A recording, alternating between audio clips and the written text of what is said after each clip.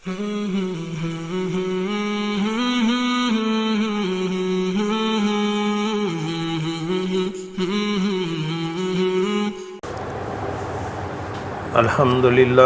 نحمدہ ونصلی علی رسولہ الکریم، اما بعد فاعوذ باللہ من الشیطان الرجیم، بسم اللہ الرحمن الرحیم۔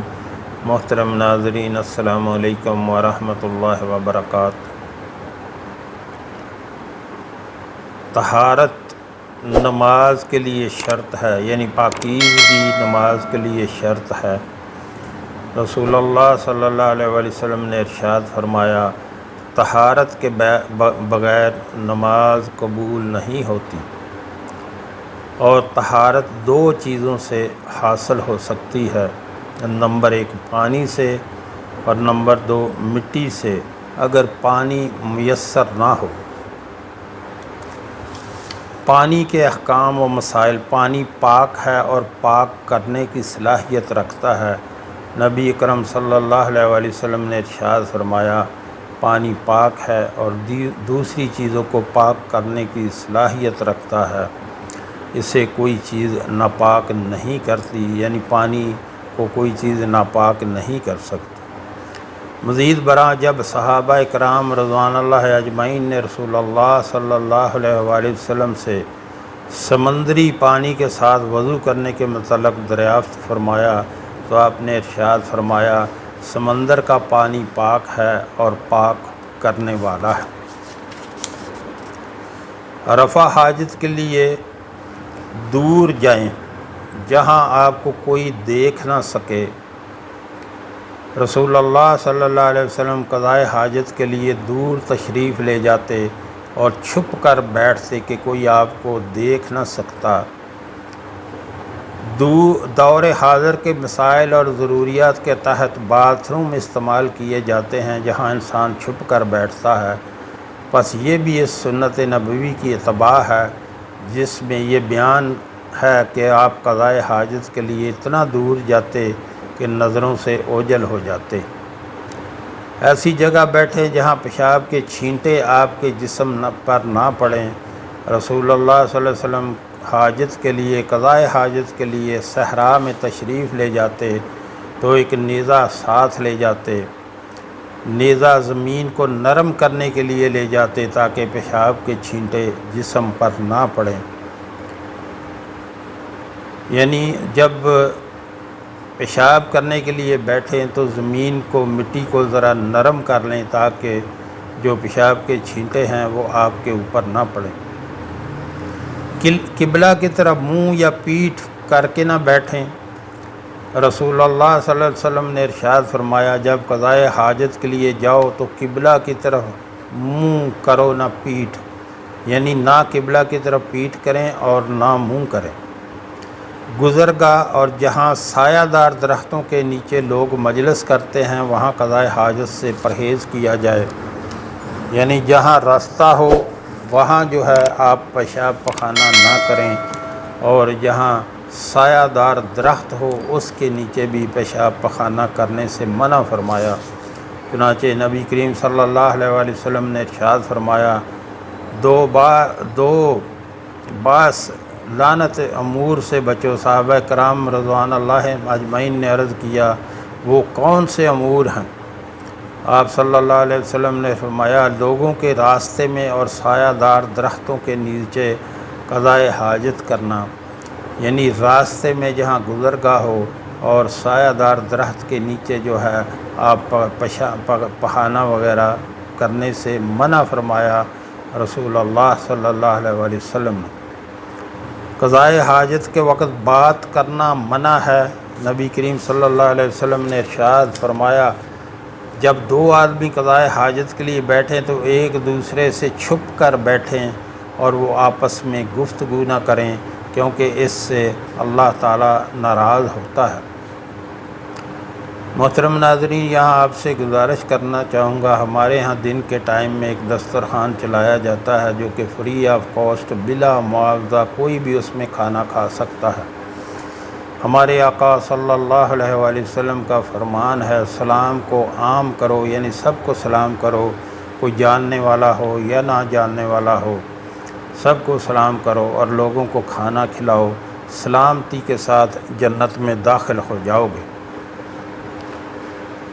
تو جو ہمارے بہن بھائی ملک میں یا ملک سے باہر رہتے ہیں، مثلا امریکہ، کینیڈا، برطانیہ، خلیجی ریاستوں میں، یورپی ممالک میں، ان سے گزارش کروں گا کہ آپ بھی اس کار خیر میں اپنا حصہ ضرور ڈالیں، تاکہ یہ آپ کے تعاون سے اور اللہ کے کرم سے یہ ہمیشہ چلتا رہنا چاہیے۔ جو آپ نے اللہ کے راستے پہ خرچ کر دیا تو اللہ اس کو کئی سو گنا بڑھا کر دنیا میں واپس کر دیتا ہے اور وہ آخرت کا ذخیرہ بن جاتا ہے۔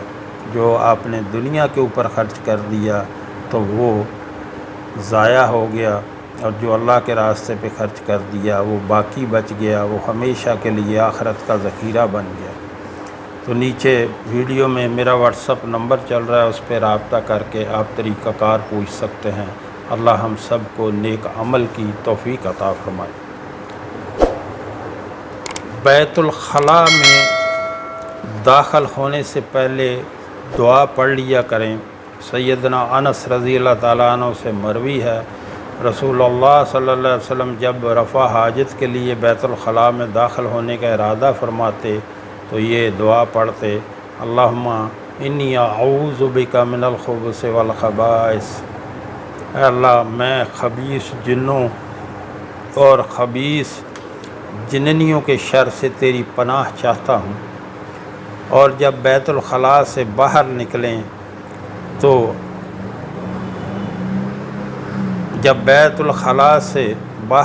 تو یہ دعا پڑھیں۔ سیدنا عائشہ رضی اللہ تعالیٰ عنہا سے مروی ہے، جب رسول اللہ صلی اللہ علیہ وسلم بیت الخلاء سے باہر نکلتے تو یہ دعا پڑھتے: غفرانک۔ استنجا کے مسائل میں پانی موجود ہونے کی صورت میں صرف پانی کے ساتھ استنجا کرنا کافی ہے۔ سیدنا انس بن مالک رضی اللہ تعالیٰ عنہ فرماتے ہیں، رسول اللہ صلی اللہ علیہ وسلم پانی کے ساتھ استنجا کیا کرتے تھے۔ پانی کی عدم موجودگی میں پتھر یا مٹی کے ڈھیلوں سے استنجا درست ہے۔ رسول اللہ صلی اللہ علیہ وسلم نے تین ڈھیلوں سے کم کے استنجا کرنے سے منع فرمایا، یعنی جب آپ مٹی سے استنجا کر رہے ہوں تو کم از کم 3 ڈیلے جو ہیں وہ استعمال کرنے چاہیے۔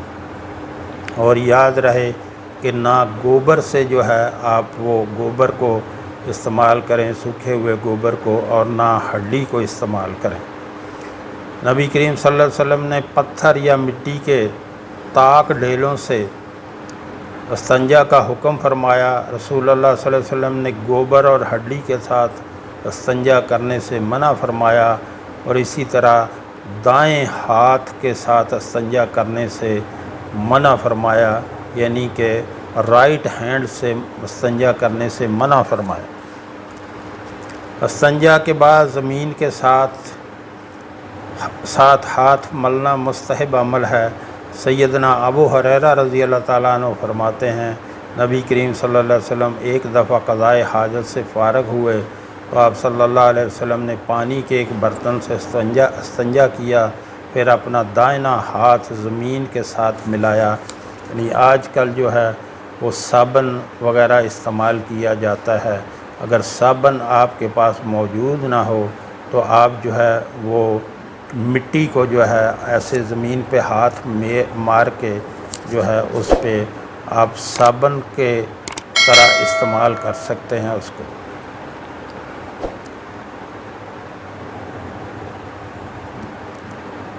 نوٹ: صابن موجود ہو تو استعمال کیا جا سکتا ہے۔ ایک مسلمان کو نماز کے لیے 3 طرح کی پاکیزگی حاصل کرنا ضروری ہے، یعنی جب مسلمان نماز پڑھے تو 3 قسم کی طہارت، 3 قسم کی پاکیزگی جو ہے اس کے لیے ضروری ہے۔ نمبر 1 بدن کا پاک ہونا، یعنی جسم کا پاک ہونا ضروری ہے۔ نمبر 2 کپڑے پاک ہونا ضروری ہے۔ نمبر 3 نماز کی جگہ پاک ہونا ضروری ہے۔ بدن کی طہارت 2 چیزوں میں سے کسی ایک کے ذریعے حاصل ہو جاتی ہے۔ نمبر 1 غسل، نمبر 2 وضو۔ غسل کب واجب ہوتا ہے؟ غسل حد سے اکبر کے لاحق ہونے کی وجہ سے کیا جاتا ہے، یعنی جنابت، حیض یا نفاس کے خون کے بند ہونے کے بعد غسل کرنا واجب ہو جاتا ہے۔ جنابت سے غسل، جنابت دو چیزوں سے ہوتی ہے، نمبر 1 جماع اور نمبر 2 احتلام۔ جب جماع کریں یعنی اپنی بیوی کے ساتھ جب آپ ملیں تب غسل جو ہے واجب ہو جاتا ہے، اور جب احتلام ہو جائے سوئے ہوئے تو پھر جو ہے وہ غسل واجب ہو جاتا ہے۔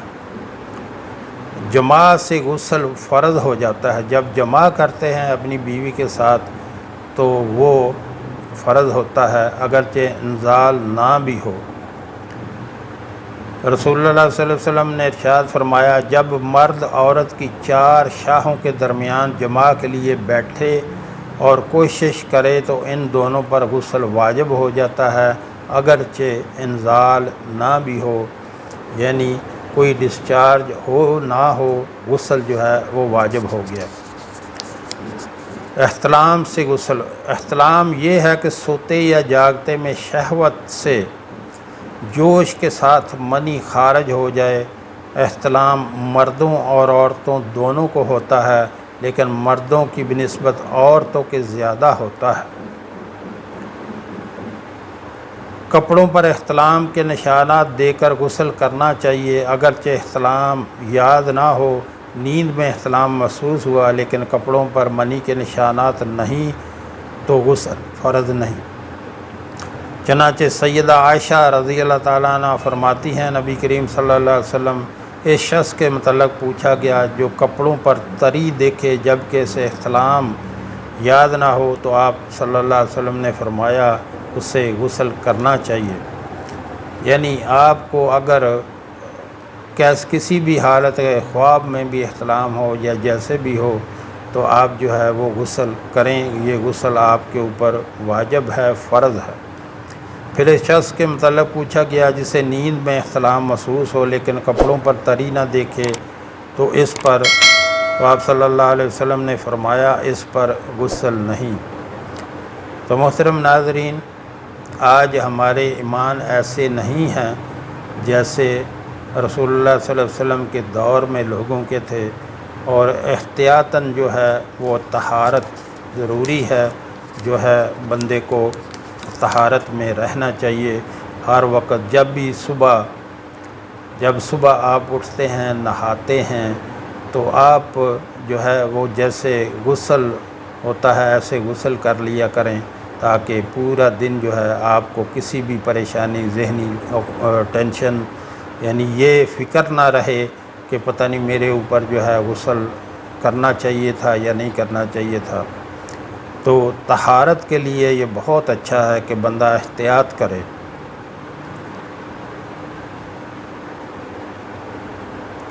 اس غسل کے احکام بھی جماع سے غسل والے ہیں، یعنی کہ غسل کر لینا چاہیے۔ مزی اور ودی کا حکم، مزی وہ لیسدار پانی ہے جو شہوت کے وقت نکلتا ہے، ودی وہ گاڑھا سفید پانی ہے جو پیشاب سے پہلے یا بعد میں خارج ہوتا ہے۔ یہ ایک بیماری ہے جسے عرف عام میں قطرے نکلنا کا نام دیا جاتا ہے۔ مزی اور ودی نکلنے سے استنجا اور وضو کرنا چاہیے، ان سے غسل فرض نہیں ہوتا۔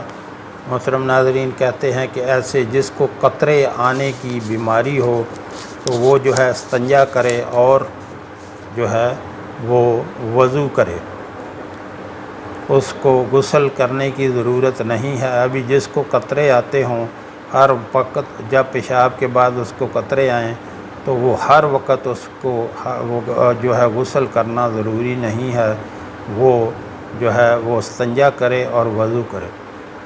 اگر یہی بیماری عورتوں کو ہو تو اسے حکمت کی زبان میں لیکوریا کہتے ہیں، اس کا بھی یہی حکم ہے کہ وہ بھی استنجا کریں اور وضو کریں۔ غسل جنابت کے بعد ان احوال کا ذکر کیا جاتا ہے جن میں غسل کرنا واجب، مسنون یا مستحب ہے۔ قبول اسلام کے لیے غسل، سیدنا قیس بن عاصم رضی اللہ تعالیٰ عنہ سے روایت ہے، جب وہ مسلمان ہوئے تو رسول اللہ صلی اللہ علیہ وسلم نے انہیں حکم دیا کہ پانی اور بیری کے پتوں سے غسل کر لیں۔ میت کو غسل دینے والے کا غسل۔ سیدنا ابو ہریرہ رضی اللہ تعالیٰ عنہ سے روایت ہے، رسول اللہ صلی اللہ علیہ وسلم نے ارشاد فرمایا، جو شخص مردے کو غسل دے اسے چاہیے کہ وہ خود بھی غسل کرے۔ اور سیدنا ابن عمر رضی اللہ تعالیٰ عنہ بیان کرتے ہیں، ہم میت کو غسل دیتے، پھر ہم میں سے بھی غسل کرتے اور بعض نہ کرتے تھے۔ یعنی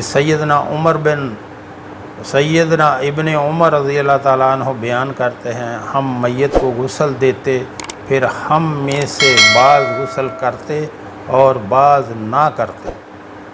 نوٹ: میت کو غسل دینے کی صورت میں غسل نہ کرنا تو جائز ہے، مگر کرنا افضل ہے۔ یعنی جس نے میت کو غسل دیا وہ خود بھی غسل کر لے تو وہ افضل عمل ہے، اس کو غسل کر لینا چاہیے۔ تو محترم ناظرین، جو ہم نے سنا، جو ہم نے پڑھا، اللہ ہمیں اس پر عمل کی توفیق عطا فرمائے۔ آخر دعوانا الحمدللہ۔